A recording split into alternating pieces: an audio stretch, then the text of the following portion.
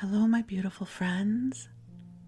I am Laurel Bleadon-Maffei with Illuminating Souls, welcoming you to this episode of Sleepy Bedtime Blessings, a podcast designed to help you rest, relax, and fall asleep, all while deepening in your connection with your beautiful team of angels who love you so. If we're meeting for the first time, I'm an angelic practitioner, a spiritual teacher, and an encourager of souls. And I offer one-on-one angel sessions, soul mentoring, and a variety of classes designed to inspire your spirit. And you can learn more at my website, illuminatingsouls.com, where you can also sign up for my mailing list. And then you'll be in the know of all of my offerings. And I also have a daily inspiration email list where you can sign up to receive an inspiring email from me every weekday. So lots of ways we can connect, but for now, the angels and I are here to co-create a sweet, sacred, light-filled space where you can replenish and restore. And if this is your bedtime, we are also here to help you fall asleep. So this podcast is an unlikely mashup of two of my favorite forms of self-care, connecting with the angels and listening to a sleep podcast. I listen to one every night to help me drift off to sleep. And the thing that I have found about being a regular listener of sleep podcasts is essentially I'm looking for a different episode or something to listen to 365 nights a year. And sometimes I'll re-listen to an episode, or maybe I've fallen asleep during one that I'm finding interesting, and I will re-listen to certain parts of it that perhaps I had fallen asleep to the night before. But what I found is I wanted more content. And so a few years ago, I was guided to add my voice to the mix. And this is the result, Sleepy Bedtime Blessings. So my intention has always been to publish twice a week on Sundays and Wednesdays. And I had been doing that pretty regularly for a couple of years. And recently, I've kind of gone into quiet spaces and my energy's a little different. Not the energy that connects with the angels, but the part of me that gets things done. The part that responds to to-do lists and obligations and things like that. So I've been publishing more replays than new content, which I think is okay because I think very few of you out there have heard every single episode because there's over 200 of them. But this morning, I always record these episodes in the early morning because it's when the world is quiet. And I knew this morning I wanted to record an episode for you and perhaps for me too, because I also listen to this podcast so that I can fall asleep. And I can tell you what I'm craving in this moment, because perhaps you are too. It is to simply bathe in the divine light. As I record this, the sun is already up. There are birds chirping. I don't know that you will be able to hear them on the recording, but it is a very hopeful sound. And I just want to sit in the light with you. So I know the light is this metaphor, right? Hold it up to the light. I'm sending you light and love. And it can be a metaphor for healing energy, for prayers, for divine love. I want to share with you one of my reference points for the light. And it was generated during my time as a student and a volunteer at the University of Santa Monica. So I started attending there in the fall of 2000. And I really didn't know anything about the university other than they taught spiritual psychology, and I knew I needed to be there. And the university, especially at that time, was profoundly intentional about co-creating sacred, light-filled spaces for their students and faculty. And one of the things that wound up happening fairly regularly was that the way the schedule for the university was set up for the program that I was in is we attended one weekend a month. So what that meant was the 3 weeks that I wasn't at the university, life would happen. And I might get triggered. I might get upset. Something might be frustrating me. All of those very human things we go through, and especially all the material that can come up when we're on a very intentional, deep dive healing journey. So for those 3 weeks, I would kind of catalog all of the things I wanted to work with when I was in class my weekend that I was going to be there. And as I was driving up to Santa Monica, up to the building, I would have this laundry list of things I was upset about, that I had fear about, whatever that was. And what would happen is I would walk through the doors of the university, and I would start seeing people I knew and getting my hugs, and then we would go up into the classroom and we would pray ourselves in and we would meditate. And all of a sudden I was fine. Like all of the things that had been so heavily charged for me, my attachment towards them had dissipated. And I still had material to work through, but it was this ongoing relationship with this sacred space where I didn't have to process anything. I didn't have to talk anything through. It was simply by being in this really powerful energy field that I experienced transformation. And that became a very regular experience for me in relationship to the University of Santa Monica. I also felt that when I would attend Agape Spiritual Center when I lived in Los Angeles. And I experienced this back in the day when I studied and staffed for Doreen Virtue's angel-related events. She's now not doing this work, so her energy is very different. I do not experience that from her anymore. But these were my reference points for being in the light, and that the light could do the heavy lifting of clearing and recalibrating and shining love upon the parts of us that are feeling triggered or heavy or challenged by life.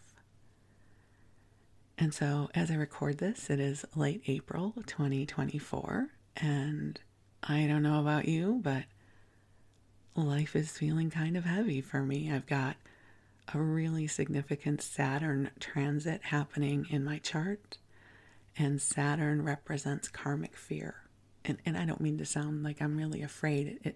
It more represents some of the core material that we're here to work with in this lifetime. So I've had stuff come up that ever generic. I have stuff, And what it's about isn't necessarily important for you to know. I know what it is. And so my healing for this right now is to bathe in divine light. And so I wanted to share that with you because perhaps something's up for you. Because maybe you're listening to this the day it's published, or you're listening to it 5 years later, and you're thinking, Laurel, I've got stuff too. I can't believe you have stuff. I've got stuff too. And so this is the invitation to come into the light together, because the angels are here, and this is a sweet and sacred, light-filled space The angels are infusing it with love, calibrated just for you. So I want to invite you to get comfortable in whatever way works best for you. And just take a nice deep breath in and out. And the angels are already here. And so I'm going to share an invocation so that you know that they are here as well. And beautiful angels on high, I am so grateful for your presence here, and I invite you to join us here. I ask that you infuse this broadcast with waves of divine light and love in ways that each one of us can receive. I ask that you lift any heaviness we might be feeling, especially that which does not belong to us. That you help us lift our feet up off the ground where we can touch the heavens and know that we are precious and loved. So dear ones, just take another deep breath in and release. And I feel the light coming in. I feel it with us.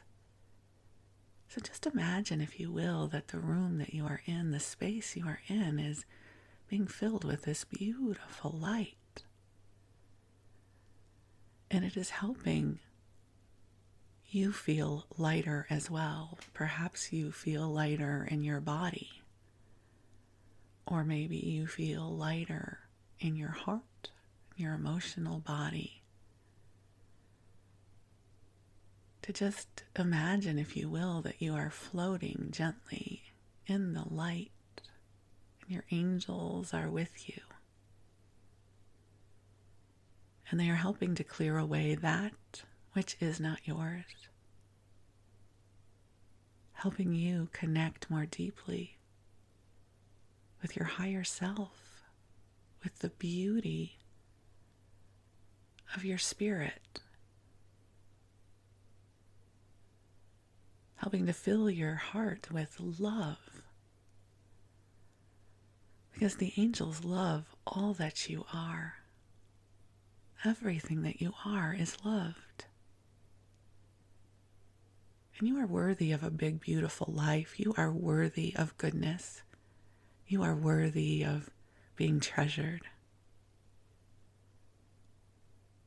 And the angels are here to support you and love you. So take another breath in and release, and just allow yourself to bathe in this river of light that is gently washing over you.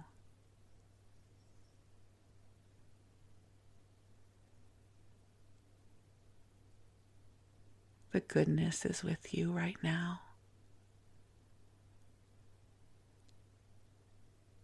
And if you have prayers or intentions that you would like to share with the angels and with God, I invite you to bring them forward now.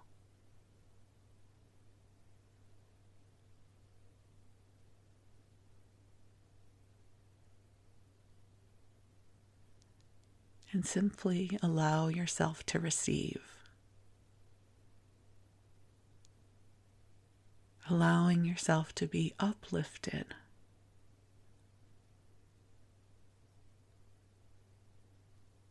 Allowing this beautiful vibrational broadcast to help calibrate you into the brightness of your authentic spirit.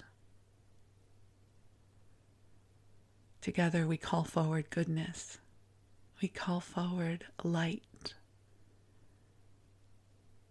We call forward wonderful co-creations that delight our spirit. We call forward brighter tomorrows. We call forward the sweetest of dreams.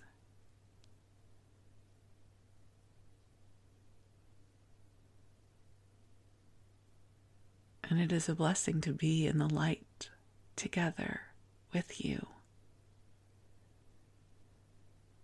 So just breathe, allowing this light, this broadcast of love,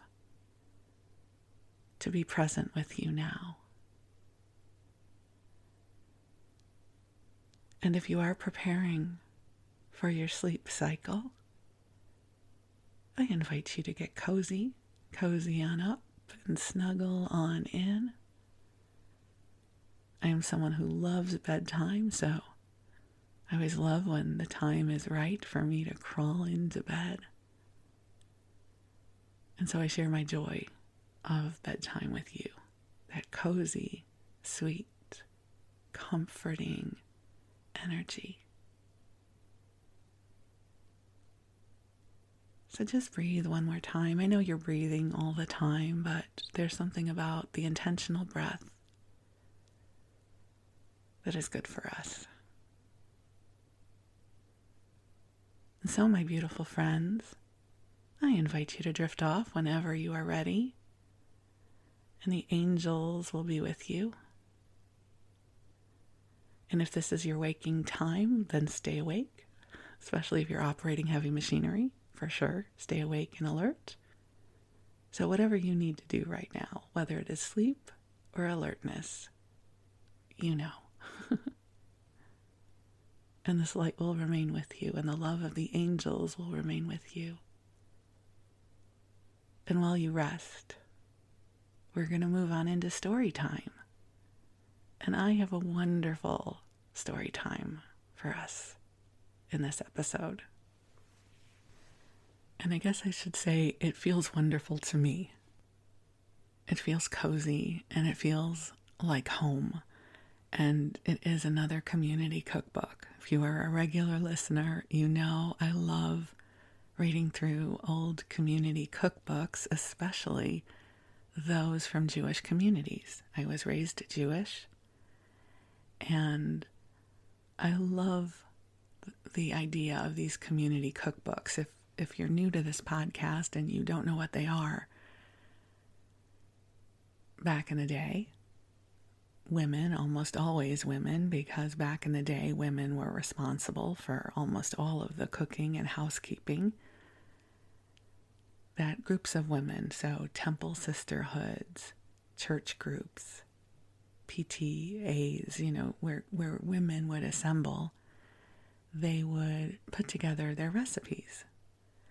And these aren't tried and true recipes in the way a current cookbook would be. If Ina Garden releases a cookbook, those recipes are tried in test kitchens under different circumstances. So no matter who cooks that recipe, you will get the same results. These community cookbooks were not made in that way. They were the recipes the women used on a daily basis or for holidays. And they were recipes that their moms had passed on to them. And it was assumed that you had some level of skill in the kitchen. So quite often a recipe will say, make a pie crust, because you would know how to make a pie crust already. So it wouldn't give you all the instructions. And especially those recipes that were in the 50s, 60s, and 70s, they incorporated a lot of the processed food, which nowadays we sort of go, oh no, processed food. But back then, processed food was amazing because it cut down on the amount of time that a woman would need to prepare meals, because back then they were preparing 3 meals a day. We didn't have meal prep services or drive-thrus, all of those conveniences we have today. So opening a can of something or taking out a frozen box of spinach was a huge time saver. So these recipes, to me, they're a part of history. They're a part of my history, especially if we're looking at a Jewish cookbook. And I love these women. I love these women who would say, put in a can of this, a bag of that. And then they would prepare these meals. I find these recipes often have a lot of heart and represent the love that these women brought to caring for their families. This one is particularly interesting to me. It is the Stockton Community Cookbook, and it was published in 1924. Now, if you're not familiar with Stockton, Stockton is in California. It's in Central California. And nowadays, Stockton is not a destination place, right? It's not the kind of place that people are excited to go to. Like, I can't wait to go to Stockton. It exists. It's a town. It's very agricultural. And back in 1924, it was agricultural, but it also was one of the cities where the railroads would go. So there was some industrialization because product could make it to Stockton through the railroads. So I'm fascinated by the fact that there was enough of a Jewish community to publish a cookbook in 1924. And so I went and I pulled up some numbers for Stockton. So in 1920, the population of Stockton was about 40,000 people. And in 1930, it was about 48,000 people. And in 1919, so again, somewhere around this time, the Jewish population of San Joaquin Valley, which is where Stockton is, was 1,000 people. So about 2% of the population. So I'm really just fascinated that there was enough of a Jewish population in Stockton in 1924 to compile this cookbook. I've downloaded this off of Google Books. It looks to me to be a hardcover book. There's a lot of ads in the book, which I'll share with you, as well as tips for the homemaker, which we'll read through because it gives us some insight to life back then. So we start off with an ad for Hotel Wolf, a hotel where individual ideas are carried out for the comfort of our guests in an unusual manner. I have no idea what that means in practice, but it sounds interesting to me. And they have a roof garden, serving dinner, dances, and club luncheons the year round. So it sounds as if that was a fantastic destination. There is a handwritten recipe on the next page, which is too faint to make out, but it looks like it's for some kind of cake. So whoever owned this cookbook that ultimately got scanned in by Google, they had handwritten a recipe on the cover page or the inside page.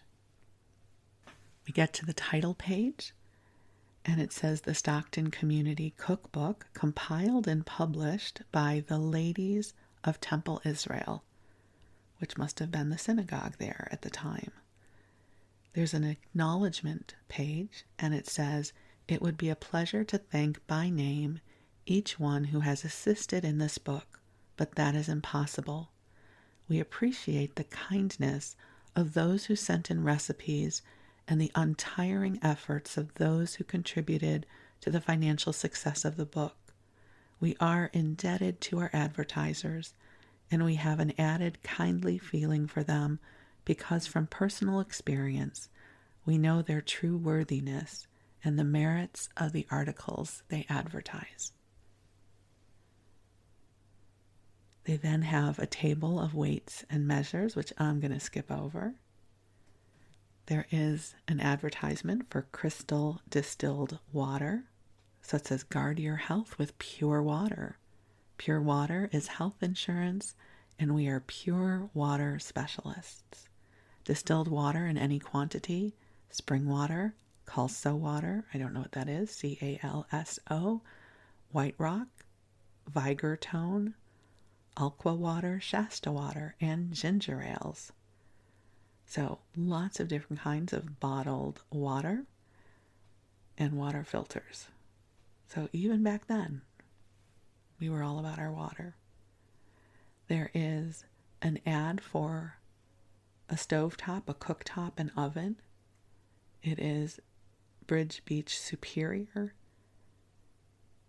So it looks like it is, I don't know, a wood oven perhaps. I don't know for sure.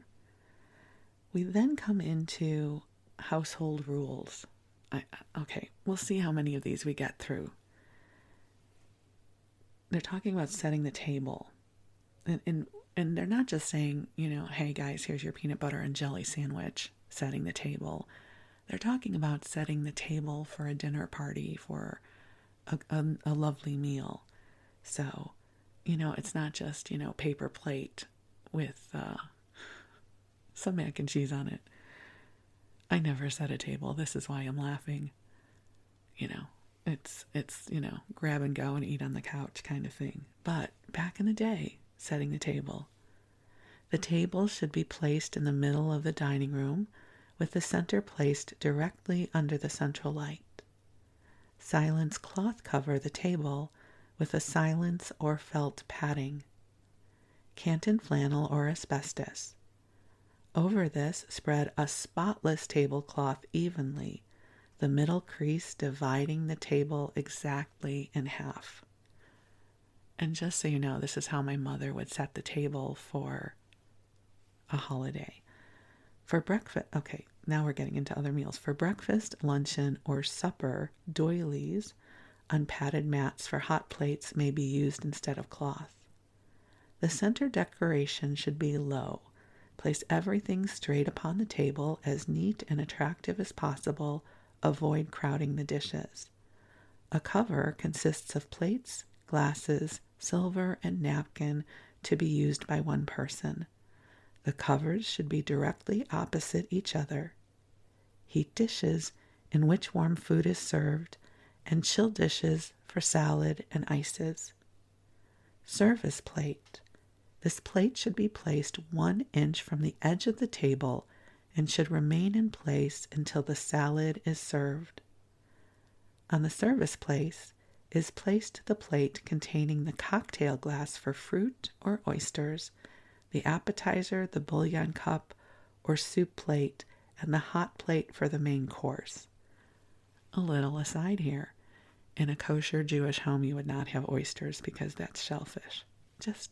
But they may not have cared about that. I wouldn't, but I'm just saying.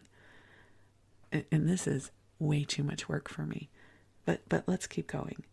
The knives, sharp edges towards the plate, are placed to the right, followed by the soup spoon, bowl turned up, with the cocktail fork at the extreme right end. The forks, tines turned up, are placed to the left of the service plate. Okay, I'm going to maybe skip over this. We're going through every conceivable thing. The napkins, the water glass, the silver, and then how to wait on a table, because apparently you have help. Or whoever's writing this has help. Maybe you don't, but back in 1924, a waitress stands on the left of each person, whether she is passing a dish from which one helps himself or placing or removing a plate. Well, that's very optimistic. There's help involved. If you have help that is dishing up your food, they have set the plate, the table for you, right? Then it's the order in which people are served and how to clear the table. Okay, so we're just going to skip over that. We move right into breakfast food, which doesn't excite me, so I don't know. Let's see what we're going to read next. Okay, let's skip over to biscuits and muffins because I am much more excited about dishes that celebrate carbs than I am just about plain old eggs. Eggs are good, but, give me a good biscuit or muffin. So let's go to the biscuit muffin section, shall we? So baking powder biscuits, I think every homemaker of the day knew how to make a good biscuit. 2 cups of flour, 4 teaspoons of baking powder, half a teaspoon of salt, 3/4 to 1 cup of milk or water, 2 tablespoons of shortening. Sift the dry ingredients together, rub the shortening into the flour with the tips of the fingers. Mix the milk into the flour gradually until as soft as can be handled easily. Put it on a floured board and roll out to about 1 inch in thickness, cut with biscuit cutter, and bake in a hot oven from 10 to 15 minutes. And a lot of these recipes say bake in a hot oven, a moderate oven, versus 400 degrees or 350 degrees. I would imagine a hot oven is somewhere around 400 degrees. There's Boston brown bread. I don't know how much the Cheesecake Factory's brown bread is similar to this, but if you've been to the Cheesecake Factory and had their brown bread, it is fabulous. So this sounds maybe similar. I don't know. Well, I don't actually know if it's similar. I'm just saying, when they said brown bread, this is where my mind went. Cheesecake Factory, said in a Homer Simpson voice. Okay, Boston brown bread. If any of you are from Boston, you can tell me if this is truly a regional dish. 1 cup of sweet milk. I don't know what sweet milk would be if it's just regular milk, because then we have 2 cups of sour milk, 2/3 cup of molasses, which is where the sweetness comes from, right? It's already delicious. 2 cups of flour, 3 cups of cornmeal, pinch of salt, 1 teaspoon soda. Mix and sift dry ingredients, add milk and molasses, and place in a covered greased mold. Steam 3 hours, then bake in a few minutes. Oh, okay, this is like a pudding bread. This is not, forget the Cheesecake Factory reference. This is a dense steamed bread that I'm sure is so delicious that I'm never going to make. I am not steaming anything other than veggies. We then have a couple of donut recipes, which I'm just going to gloss on over. We've got cornbread, cornmeal muffins, date muffins. This one sounds good. I haven't even read it yet. Honey and cheesecakes. Okay, well, I love honey and I love cheesecake, so let's see if this is going to be good. 2 eggs well beaten. I don't know why I said beaten that way. Okay, but like emphasis on the T there. 1/2 cup of grated cheese or cottage cheese. 1 large tablespoon of honey. 1/2 teaspoon of baking powder. A pinch of salt and 1 cup of flour. Bake in a moderate oven in muffin tins. This sounds like, well, I was going to say it could be a Weight Watchers recipe because of the cottage cheese, but the 1 cup of flour kind of throws that off. I wonder what that would be like. I don't know. Just interesting. Ooh, cinnamon toast. Who remembers cinnamon toast? 2 tablespoons of butter, 2 tablespoons of cinnamon. Melt the butter, add cinnamon and a little sugar. Yeah, and then let stand until cold, and when needed, spread on hot slices of toast. That's a childhood memory for sure, cinnamon toast. All right, and then we have lots of bread recipes. Okay, here's one. Coffee Kuchen. So Kuchen means cake in German, but my grandmother, who we called Nani, was famous for her Kuchen. It was like a coffee cake, and my sister now will make it. So I don't know if this is like my Nani's Kuchen, but we'll see. 1 cup of milk, 1/3 cup of butter, 1/4 cup of sugar, 1/2 teaspoon of salt, 1 egg, 3/4 of a yeast cake dissolved in 1/4 cup of lukewarm milk, 2 3/4 cups of flour. Add butter, sugar, and salt to the milk. When lukewarm, add dissolved yeast cake. Egg, well-beaten flour to make a stiff batter. Cover and let rise. Spread in buttered pan, 1/2 inch thick. Cover and let rise again. Before baking, melt 2 tablespoons of butter and spread over the coffee cake and sprinkle with cinnamon sugar. If at night, use 1/2 the quantity of yeast.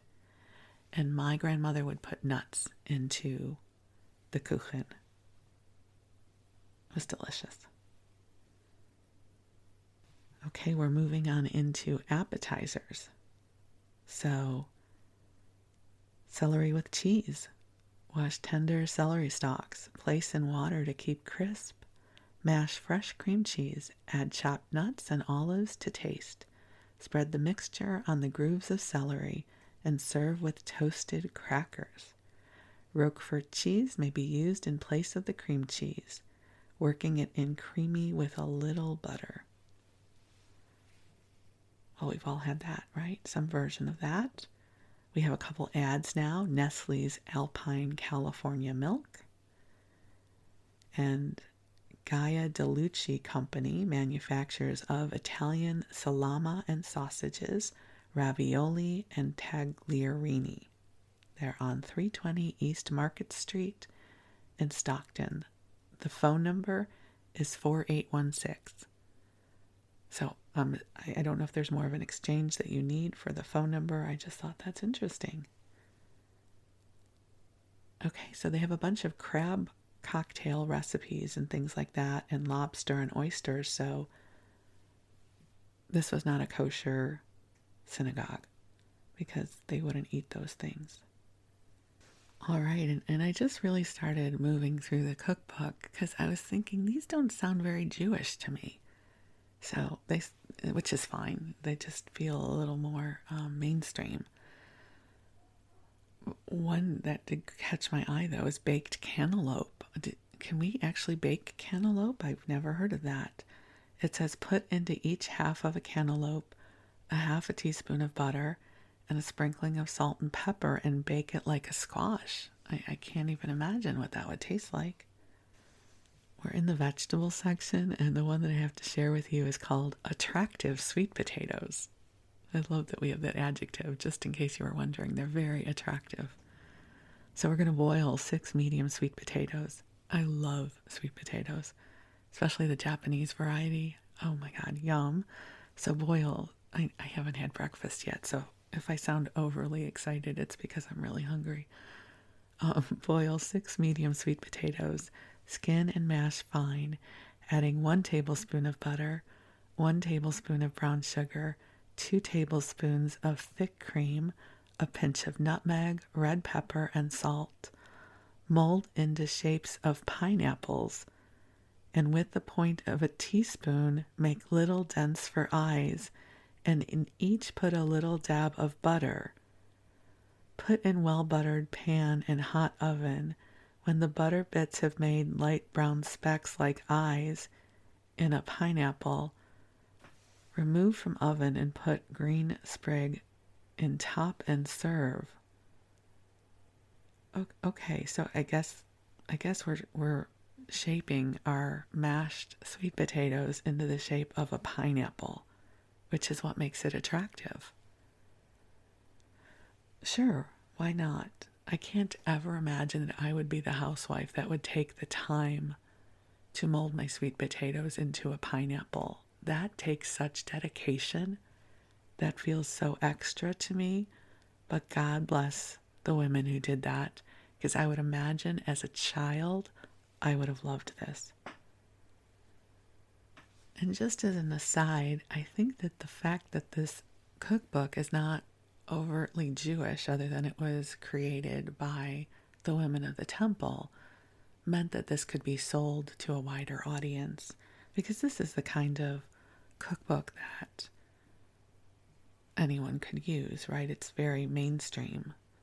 So we're now in the salad section. So we have apples, celery, and raisin salad. I've always loved like a Waldorf salad. So 1 cup of diced tart apples, 1 cup of diced celery, 1/3 of a cup of seeded raisins, 1/2 cup of French dressing, 1 head of lettuce. Combine the raisins and French dressing and let stand for half an hour. Then pour this over the apples and celery combined. Chill for 10 minutes, then arrange on crisp lettuce leaves. I love putting fruit into my salad. When I make my big salads, I always put in grapes and raisins. I just like to get a little bite of sweetness. Here's an interesting one, alligator pear salad. Let's do some food trivia. Do you know what an alligator pear is? I promise you do. It just goes by a different name. Alligator pears are what people used to call avocados. Little interesting food trivia. So, we're going to take one alligator pear, aka avocado, 2 slices of pineapple, 1 teaspoon of salt, 1/4 teaspoon of paprika, 2 tablespoons of lemon juice, 1 teaspoon of lime juice, and lettuce. So peel the alligator pear and cut pulp into small pieces. Cut the pineapple in cubes.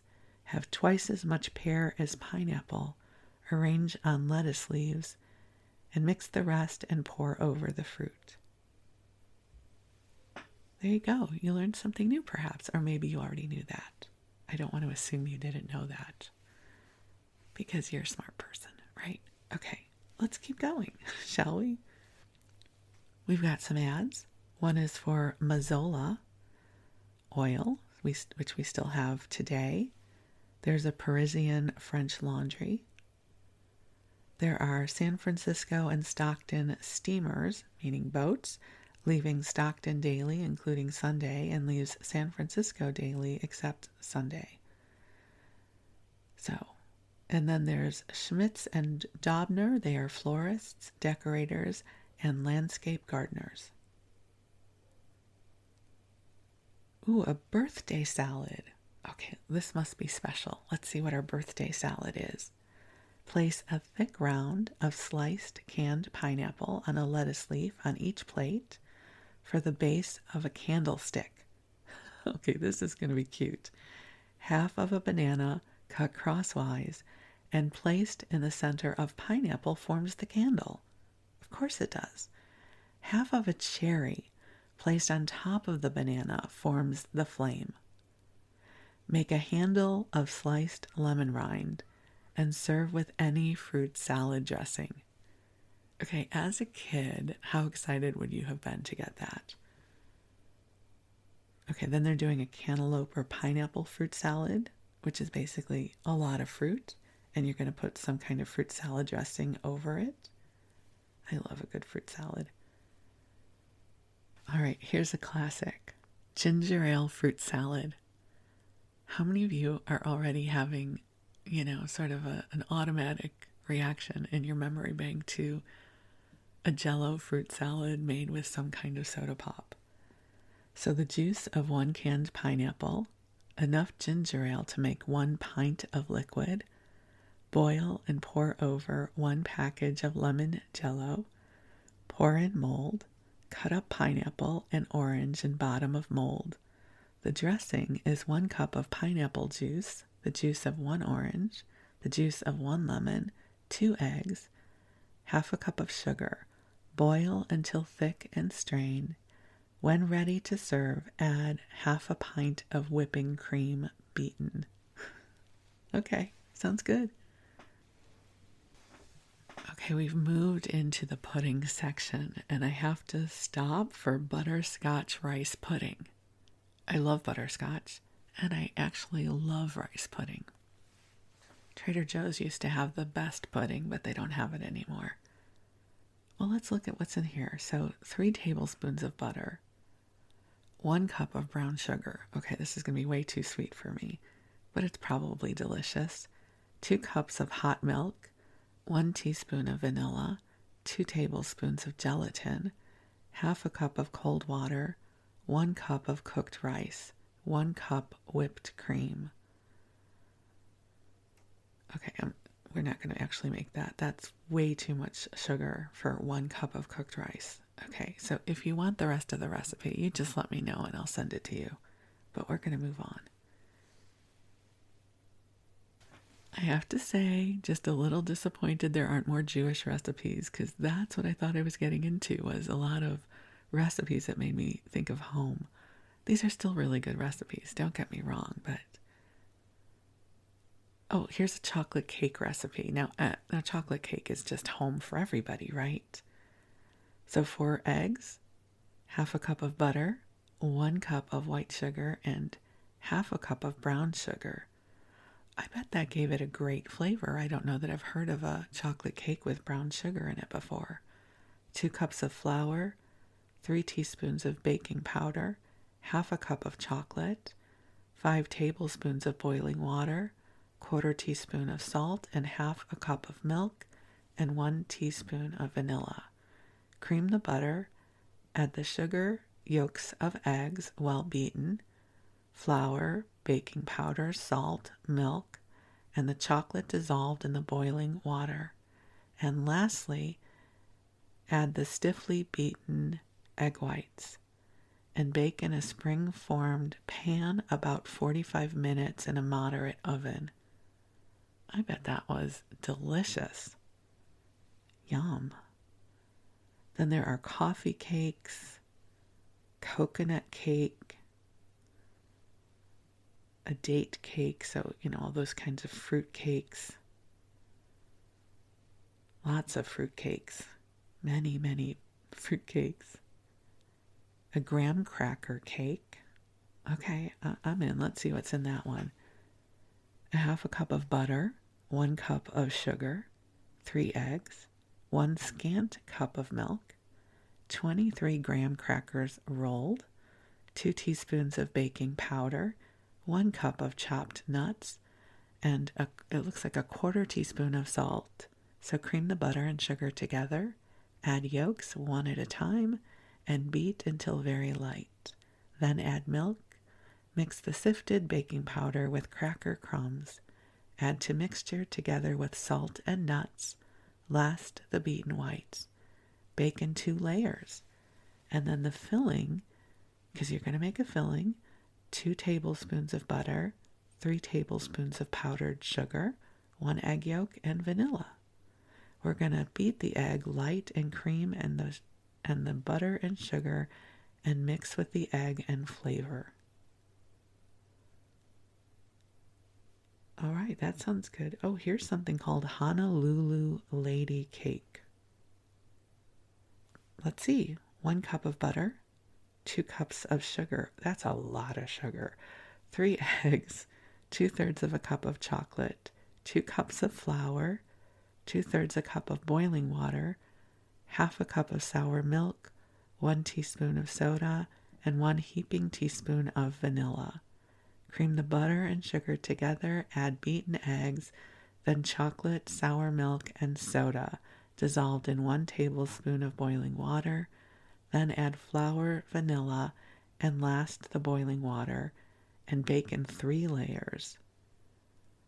It doesn't tell you what to put in between the layers. It feels like something's missing from that recipe. I wouldn't make that one. I wouldn't go for that one. Something else I think is supposed to be there. Here's a never failing recipe for loaf cake. 1 level cup of sugar, half a level cup of butter, 2 eggs well beaten, half a cup of milk, 1 2/3 cup sifted flour into which has been sifted 1 rounded teaspoon baking powder. We're going to mix well and add 2/3 teaspoon of any good flavoring, which I think they must mean vanilla or almond or something like that. Beat one way thoroughly until all is light and creamy. Pour into a well-greased pan and bake in a moderate oven. All right, and we can wrap it up with the cookies section, because I love a good cookie. All right, we've got brownies, because who doesn't love a good brownie? I guess I don't really need to read you this recipe. There's plenty of brownie recipes out in the world. There's something called cheese cookies, so equal quantities of cottage cheese, butter, and flour, 1 cup of each. Mix well and roll out like a pie crust. Cut in squares and turn corners over like a turnover. Before rolling over, fill with jam, brush with milk, sugar, and chopped nuts, and bake in a medium oven about 25 minutes. I think my aunt used to make something like this that she called nut cups. They were really delicious. How about chocolate cookies, number 1? Because there's a couple of different chocolate cookie recipes. 2 cups of brown sugar. Okay, a lot of sugar. 2 cups of brown sugar, half a cup of melted butter, 2 eggs, 4 tablespoons of chocolate, 1.5 teaspoons of vanilla, 1 cup chopped walnuts, 1 cup flour. Mix all together and bake in oblong pan about 30 minutes. Have oven hot at first, then decrease heat and cut in desired shapes. Okay, as a kid, I'm sure I would have been absolutely delighted by that. How about cornflake cookies? Okay, let's see what's in those. The whites of 2 eggs, 3/4 of a cup of sugar, 1 cup of coconut, 2 cups cornflakes, a pinch of salt and vanilla. Beat the whites very stiff, add the sugar, coconut, cornflakes, salt, and vanilla. Drop from spoon on greased pan and bake in a slow oven. Oh, I bet those were kind of crunchy. I bet those were good. Okay, how about something called a Scotch Fancy? I don't know, that just sounds delightful.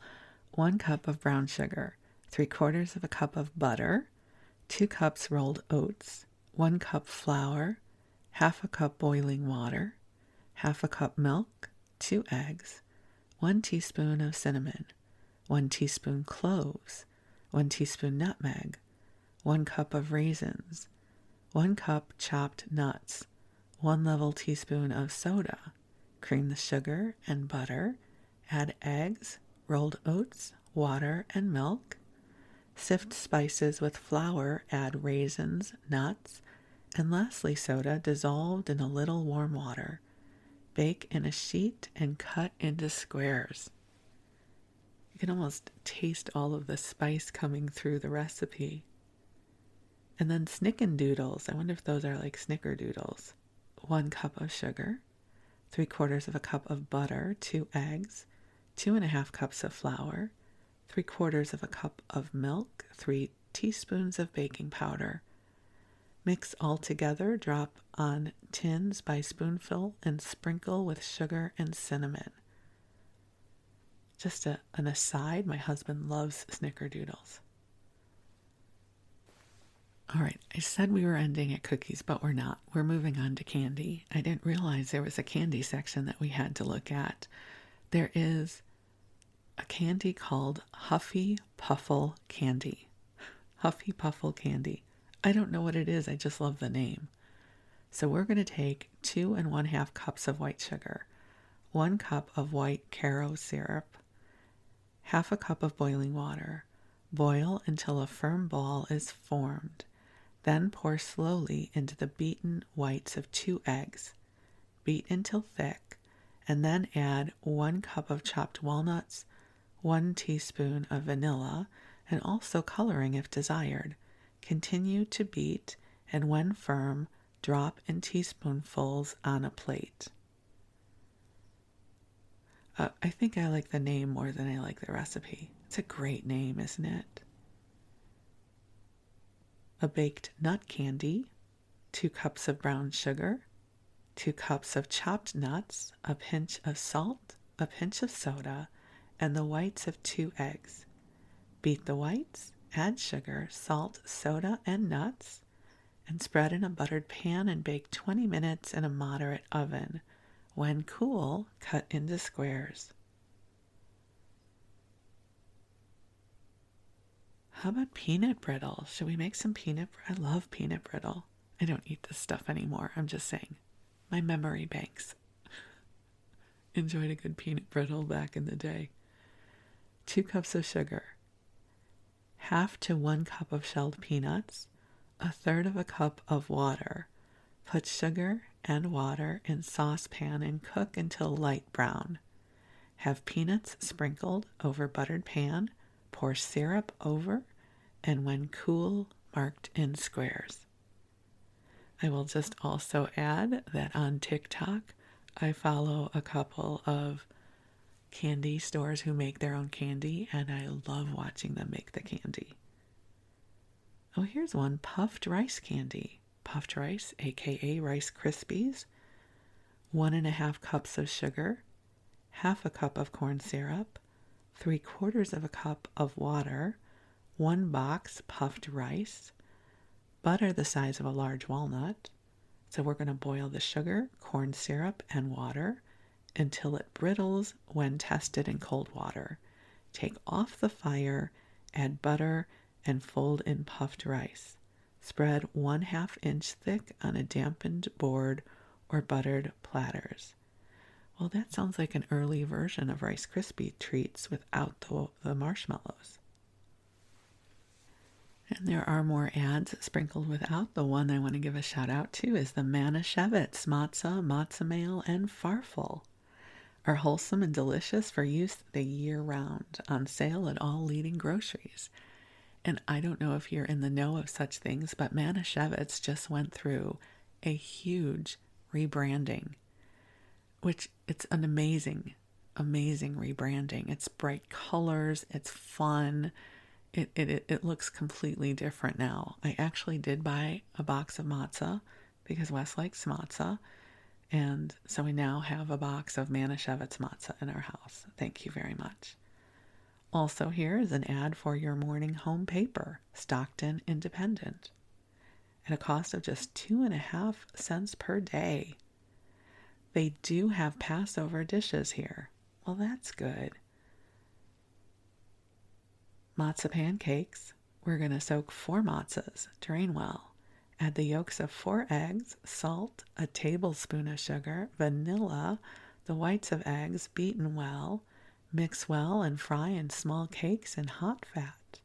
And when one side is fried, you'll turn and fry on the other. As soon as taken from pan, sprinkle with sugar, a form of matzah brie, which is a breakfast we would have had many times over Passover. So, a matzah pudding, so 4 matzahs, 1 tablespoon of butter, half a teaspoon of salt, 4 eggs, 1 lemon, 3/4 of a cup of sugar. Soak matzah, drain well, put in a mixing bowl, add butter, salt, and then add the yolks one at a time. Stir all together well, add lemon juice and sugar, and if desired, 2 tablespoons of nut meats. Lastly, the beaten egg whites. Bake about half an hour and serve with a wine or lemon sauce. And then we have more ads, including for the exclusive laundry. The phone number is 1200. I don't know if you just would dial those 4 numbers or what. Then we have household hints. To keep lemons fresh, keep your lemons in a glass fruit jar, screwing the top on tight. Your lemons will be fresh and ready to use at any time. To open a can of asparagus, always open asparagus cans at the bottom instead of the top, because by doing this you not only avoid breaking some of the tender tips, but it is much easier to remove asparagus from can as the stalks slip out more easily. Well, that's a good idea. Open canned fruits and vegetables 1 hour or so before needed. It is richer when the oxygen is thus removed. Well, I didn't know that. Dry mustard rubbed on the hands will remove any disagreeable odor. But then wouldn't you just smell like mustard? I don't know. Okay, there's lots of these here. More advertisements. Gould the Light Man. Biggest because the best. Radio, electric shop, washing machines, and electric sweepers sold on payments. That's good. I would have been all about electric appliances as soon as they became available. I'd be like, give me help, anything. Washing machine, yes. Electric sweeper, for sure. And that brings us to the end of this cookbook. Wasn't as Jewish as I thought, but still interesting, right?